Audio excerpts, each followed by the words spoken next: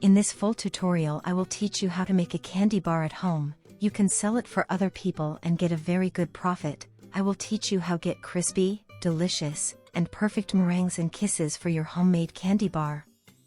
Some cute cake pops and cake ice creams and how to display them for your homemade candy bar using a simple shoebox. Here are 5 ideas for your candy bar where you can create and set up a sweet table even better than the one I'm showing here.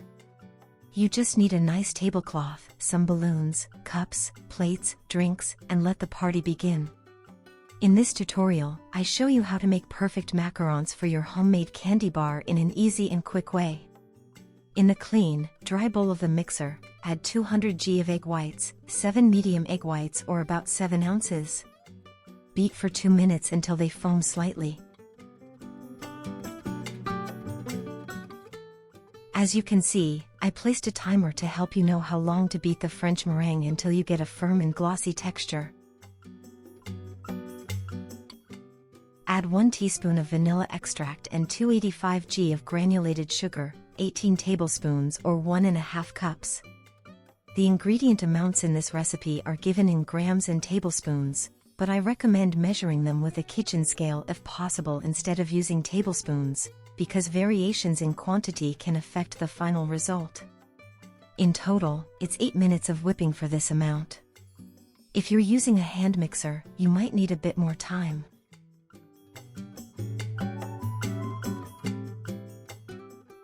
If necessary, and the almond flour is not very fine, you'll need to grind it a bit more. The amount of ground almonds is 285 g, 28 tablespoons or about 2½ cups.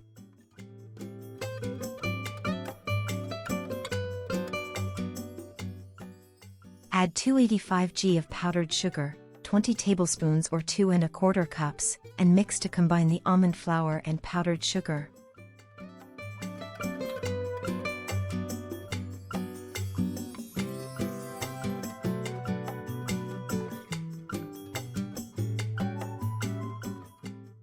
Now sift both ingredients very well together. This is done to make sure the grains are fine enough to get a smooth surface and perfect macarons. Let me tell you, this is the first part of a 5-video series in which we will make 5 recipes that will help you set up a simple and affordable homemade candy bar so your children and guests never forget the day, and you don't have to pay high prices for something so simple. Stay until the end of this series, subscribe, and turn on the notification bell so you don't miss any of the recipes. Today we start with this magnificent French meringue macaron recipe. Add the ground almond and powdered sugar mix to the mixer bowl. Mix a little to avoid a cloud of powder, and now beat for just about 15 seconds and that's it.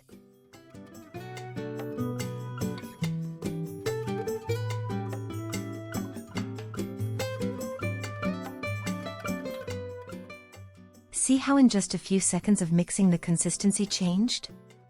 And here you have the perfect texture. A dough that's too stiff won't rise in the oven and won't have the famous macaron shape. A dough that's too runny will simply spread on the tray. And if it does rise in the oven, the so-called foot will grow outward instead of upward, and the macaron will be flat. So here you can see the texture the dough should have. We made it with the mixer all the way to the end without having to mix with a spatula counting the folds.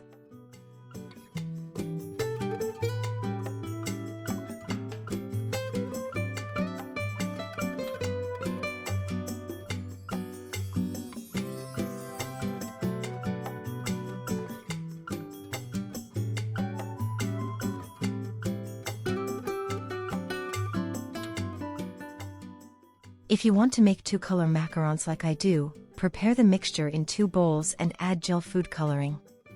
Add the amount of coloring depending on the tone you want. I add 2 drops of coloring to each bowl. If you want to make the macarons in just one color, you can also add the coloring when you're whipping the French meringue.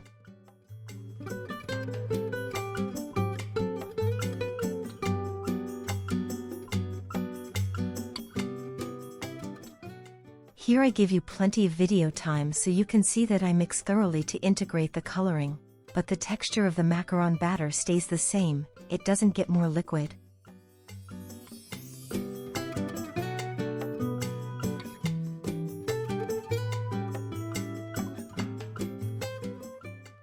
Transfer the macaron batter to a piping bag with a round tip. You can also use a piping bag without a nozzle. I use a silicone mat as a guide to form the macarons. If you don't have a mat like this or something similar, you can make a guide with an extra sheet of parchment paper. Take a 4 cm, 1.5 inch, cookie cutter and draw several circles with a few centimeters of space between them. Place this guide under the parchment paper where you'll pipe the macarons, and once piped, remove the guide and transfer it to another tray.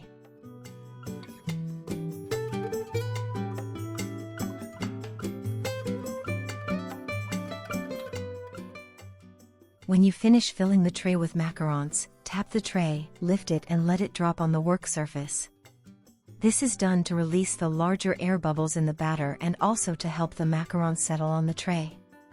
Preheat the oven to 135 degrees Celsius 275 degrees Fahrenheit while you're piping the macarons, about 10 minutes before baking. I'll show you a different way. Once the macarons are piped, I put them straight into the oven without drying them first. Bake them for 20 minutes at 135 degrees Celsius 275 degrees Fahrenheit. My oven is convection with fan, and I can bake all 4 trays at once. If your oven has top and bottom heat, bake the trays one at a time. Turn off the oven and let the macarons cool completely for at least 30 minutes before trying to peel them off.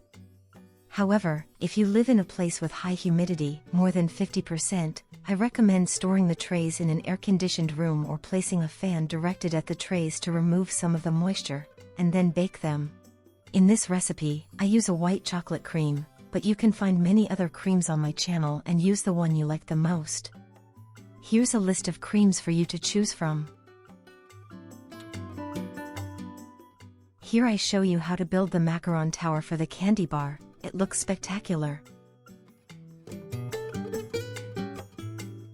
I bought this plastic tower for the macarons on Amazon, but you can find it in various baking supply stores. You could also set it up in cardboard boxes or arrange it in different ways. But the way I'm showing you here looks really beautiful, to be honest, and plastic towers aren't very expensive. Now I'll show you how to make Swiss meringue and how to get crispy, delicious, and perfect meringues and kisses for your homemade candy bar.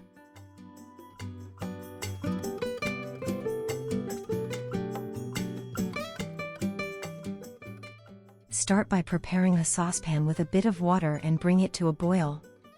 Place a bowl over it that fits snugly over the pan.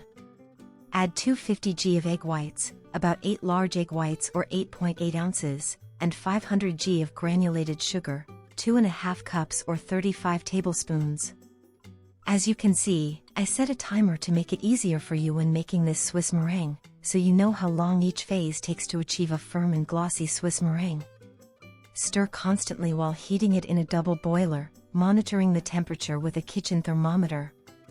If you don't have a thermometer, touch the mixture with your hand, you'll see the sugar is fully dissolved and the egg whites are very hot.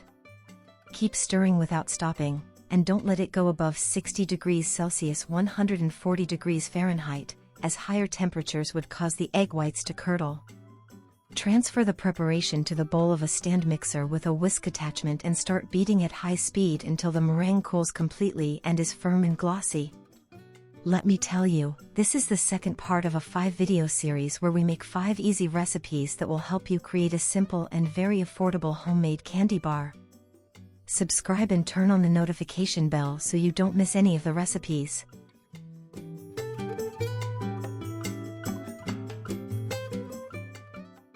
Add 1 tablespoon of cornstarch and 1 teaspoon of strawberry extract and continue beating for 1 more minute or until fully incorporated.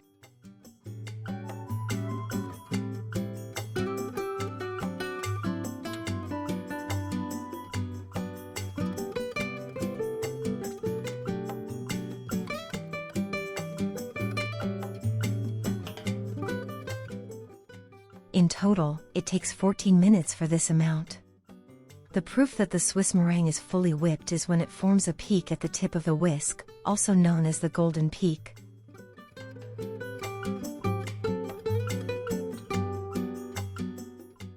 divide the Swiss meringue into several bowls and add gel food coloring. I add a good amount of coloring because I want vibrant colors. If you're aiming for soft, pastel colors, 1 or 2 drops of coloring will be enough.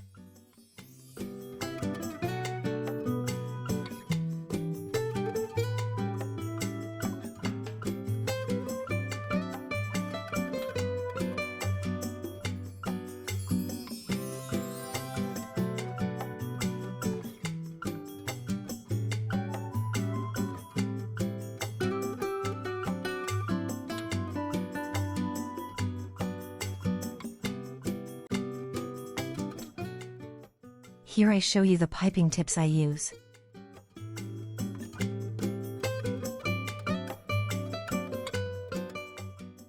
Preheat the oven to 90 degrees Celsius 195 degrees Fahrenheit while you're piping the meringues, that is, turn it on 10 minutes before placing the trays in the oven. Since every oven is different, as a general rule, meringues are baked at the lowest temperature. In my case, it's 90 degrees Celsius 195 degrees Fahrenheit for 90 minutes. What we're really doing is dehydrating the meringue, which is why it needs a long bake at low heat. If your oven's lowest temperature is still too high, you can place a kitchen towel in the oven door to leave it slightly ajar. I use a convection oven with fan and can bake all 4 trays at once. If your oven only has top and bottom heat, bake the trays one at a time. Subscribe to my channel if you haven't already, and if you are already subscribed, thank you so much. Leave me a comment saying which country you're watching from.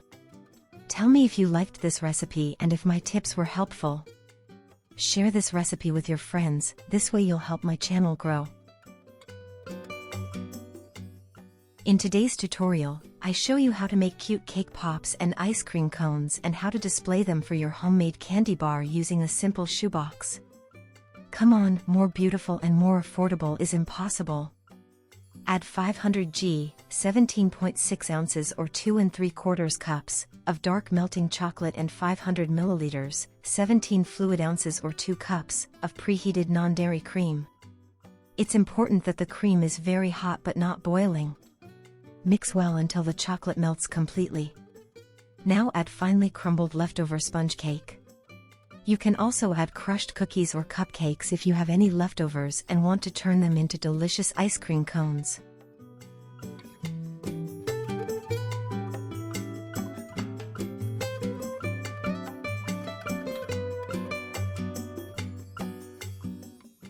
Once it's well mixed and uniform, set it aside for now, but don't put it in the fridge. Now take a shoebox. My shoebox already has the holes cut out, 12 circles, each 6 centimeters, 2.4 inches, in diameter. Wrap the box in gift paper in the color of your choice and secure it with double-sided tape.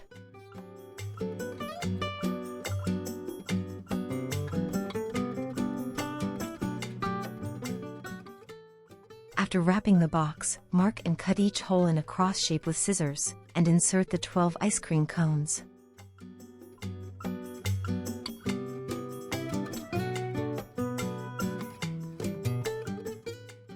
Using a spoon, fill the ice cream cones with the sponge cake and chocolate mixture.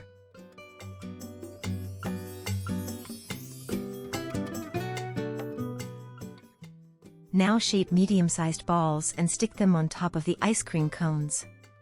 Let me tell you, this is the 3rd part of a 5-video series where we make 5 easy recipes that will help you create a simple and very affordable homemade candy bar. Subscribe and turn on the notification bell so you don't miss any of the recipes. Also, form small balls for the cake pops.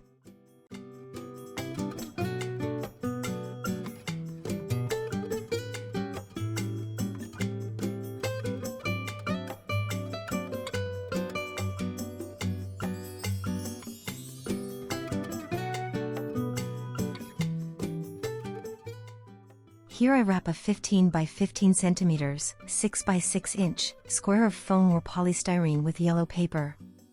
Melt 350 g, 12.3 ounces or about 2 cups, of white chocolate in the microwave or over a double boiler and add 2 tablespoons of sunflower oil.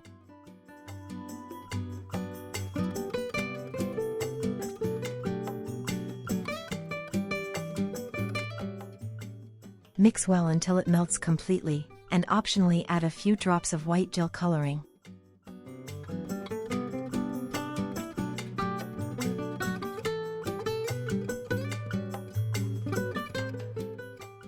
Dip the cake ice cream cones one by one in the melted white chocolate and place them back in the shoebox stand. To make the cake pop lollipops, dip the tip of the stick into the melted chocolate and insert the stick into the ball.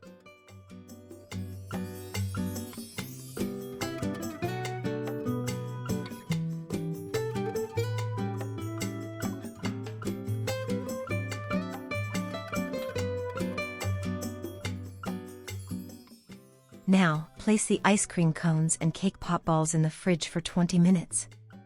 Dye the leftover chocolate in several colors and first dip the lollipops.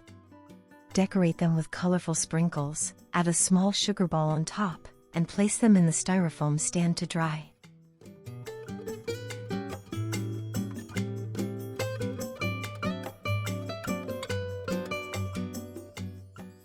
Decorate the ice cream cones with the same leftover chocolate. Transfer it into piping bags and decorate as you like.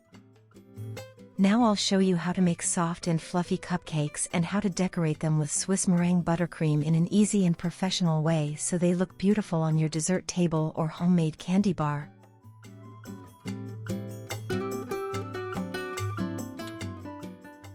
Add 6 whole eggs, no need to separate the whites from the yolks, and beat them for 2 minutes.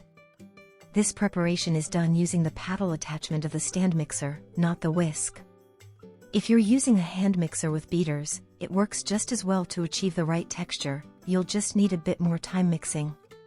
As always, I use a timer to help you know exactly how long to beat for this quantity.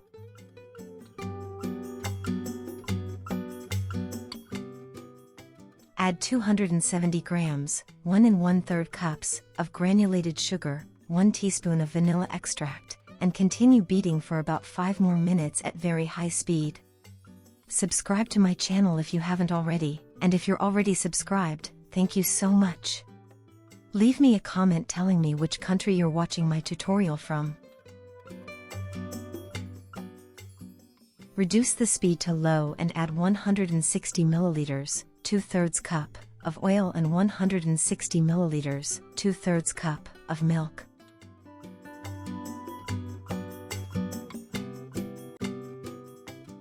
Mix 15 grams, 1 tablespoon, of baking powder with 370 grams, 2 3/4 cups, of all-purpose flour, previously sifted, and gradually add it to the mixture without stopping the mixer.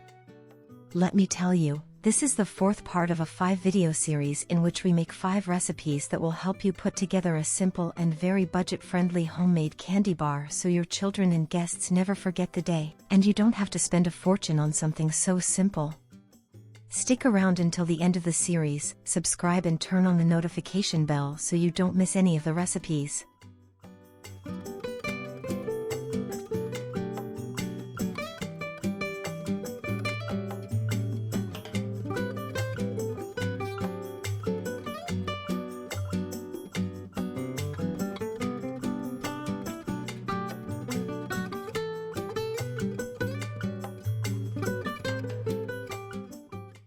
In total, it's been about 9 minutes of mixing.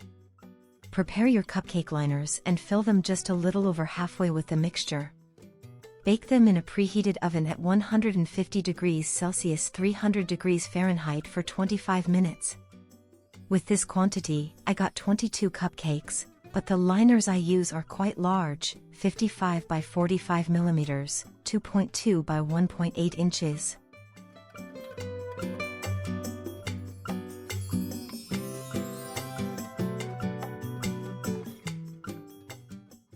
Look how pretty they are, so cute and easy to decorate.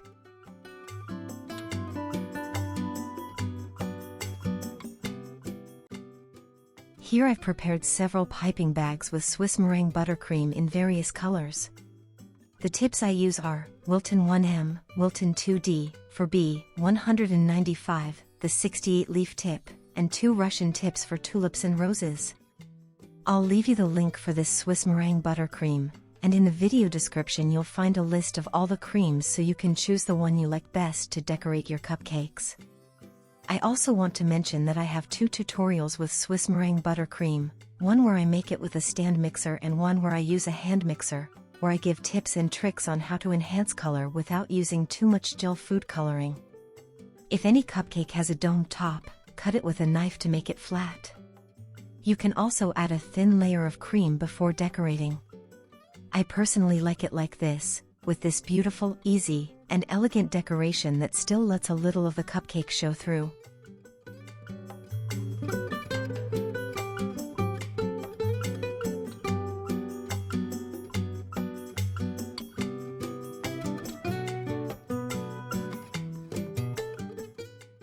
I hope you enjoyed my tutorial. Leave me a thumbs up so I know you did and share this recipe with your friends. Finally, I'll show you how to make a beautiful cake in 3 steps for your dessert table or homemade candy bar.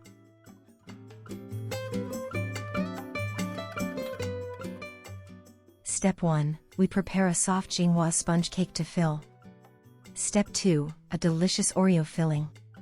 Step 3. A firm and shiny Swiss meringue, perfect for decorating with a piping bag.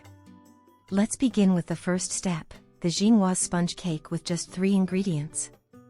Add 7 whole eggs to the bowl of the mixer and beat them for 2 minutes at high speed. As you can see, I start the timer, and this way I help you keep track of the approximate time needed for each phase, although it also depends on the power of your mixer.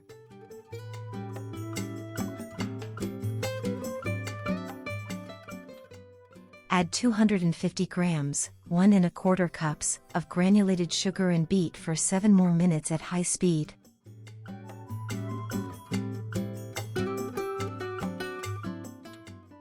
If you're using a hand mixer, you might need 2 extra minutes of beating, or until the mixture has tripled in volume. In total, that's 9 minutes of beating at maximum speed until you reach the famous ribbon stage, which is when lifting the whisk leaves a ribbon-like trail over the batter. Add 250 grams, 2 cups, of all-purpose flour and sift it right before adding. Besides soaking it in syrup and filling it, this chinoise cake can also be enjoyed as is because it has a fluffy texture and fantastic flavor. Mix using a whisk or spatula with gentle folding movements until all the flour is incorporated and there are no lumps.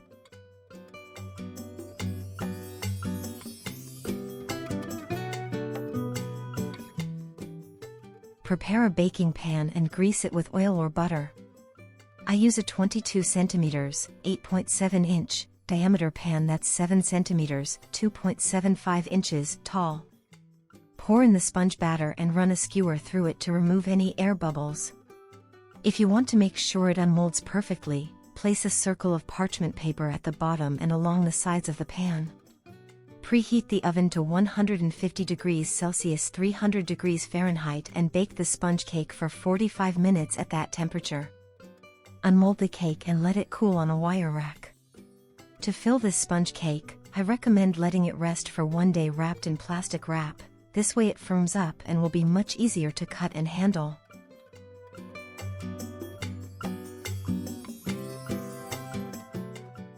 Now let's prepare a delicious Oreo filling. This is step number 2.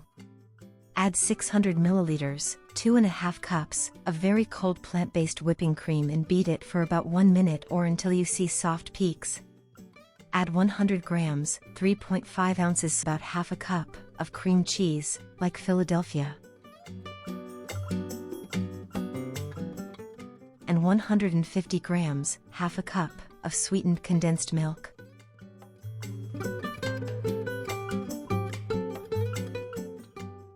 Beat for 1 more minute at medium speed or until the cream thickens and forms waves.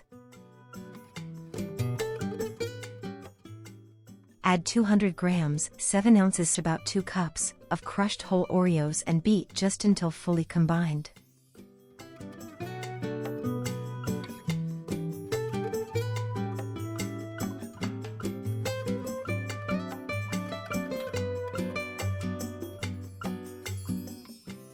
To assemble the cake, I already have the sponge cut into 5 layers, each 2 centimeters, 0.8 inches thick. Using the same 22 centimeters, 8.7 inches mold, I placed plastic wrap inside. Place the first cake layer and soak it well with syrup. I make the syrup by boiling 2 cups of water with 1 cup of sugar. Add a portion of the Oreo filling and level it with a spatula. Place another cake layer, more syrup, and Oreo filling, and repeat until the cake is fully assembled. Let me tell you that this is the final part of a 5-video series where we make 5 recipes to help you put together a simple and budget-friendly homemade candy bar, so your family and guests will never forget this day, and you won't need to pay high prices for something so simple. Stay until the end of the series, subscribe and turn on the bell so you don't miss any of the recipes.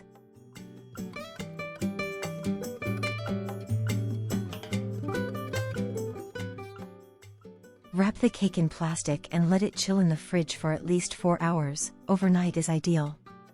Finally, we come to step number 3, where we'll prepare a shiny and perfect Swiss meringue to decorate our cake.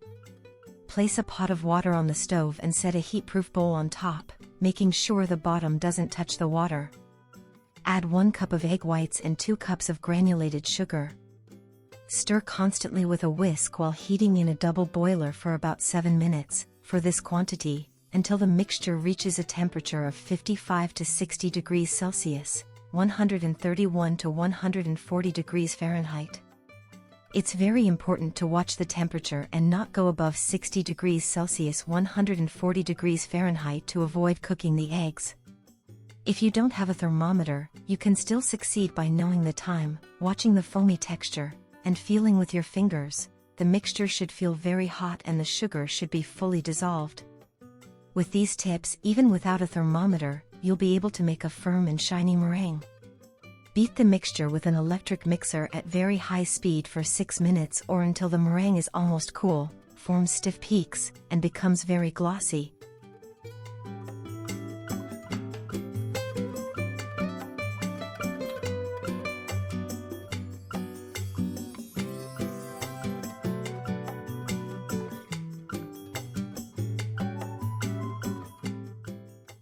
Unmold the cake onto a serving base or stand.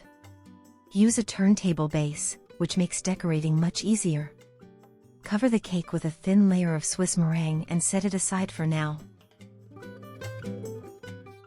Divide the Swiss meringue into several bowls to dye it in different colors. Here I show you the texture, how to color it, and also various gel colorants from different brands. Add as much as you like depending on the shade you're going for, and stir gently until incorporated. Subscribe to my channel if you haven't yet, and if you already are, thank you so much. I'd love to know which country you're watching from. Leave me a comment telling me what you think about this homemade candy bar idea and this 5-part tutorial series. I'd also love to know which of the recipes you've tried and if my tips, tricks, and advice have been helpful to you. I hope they were. Share this recipe with your friends, this way you'll help my channel grow. Thank you so much for your support.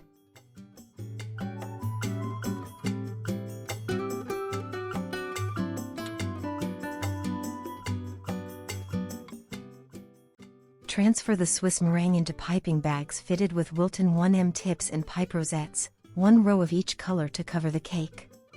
For a 22 centimeters, 8.7 inches, diameter cake that's 10 centimeters, 4 inches high, I needed 1.5 batches of Swiss meringue for this decoration.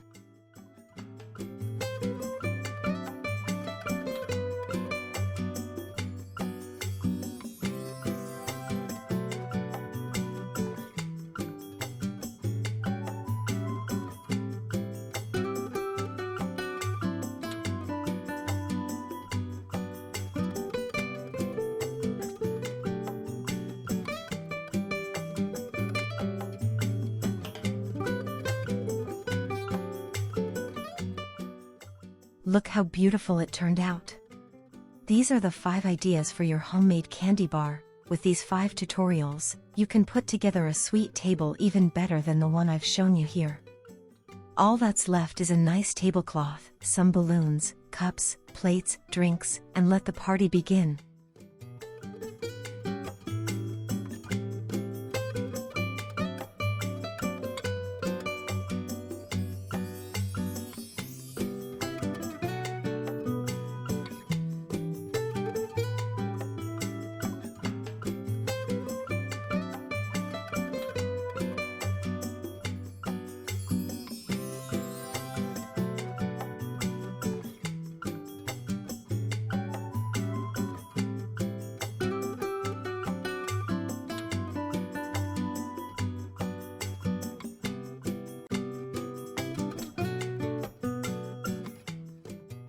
Here I show you the cake after resting in the fridge for a whole day.